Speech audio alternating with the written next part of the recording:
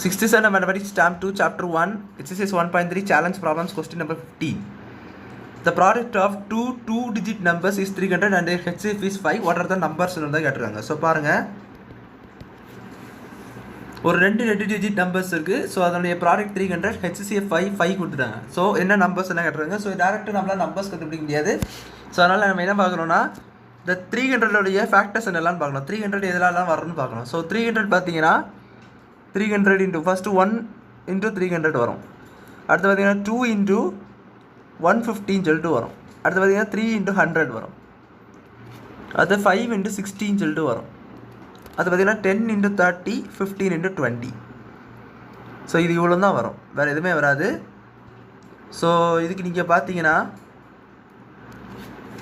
நல்லா கவனிங்க.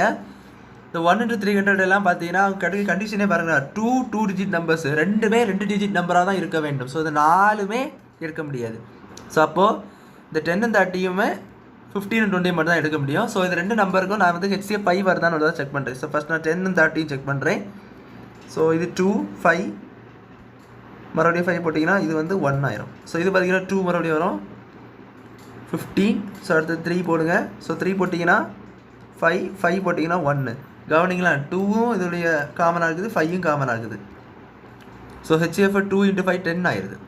ஸோ 10 தான் HCF கொடுத்துருக்கிறது, 5 தான் HCF. ஸோ 5 வர மாதிரி தான் செக் பண்ணணும்னு காரணத்துக்காக இந்த செட்டும் வராது. ஸோ 15, 20 தான் ஃபைனலாக இருக்குது. ஸோ 15, 20 தான் உங்களுடைய நம்பர்ஸ். So numbers are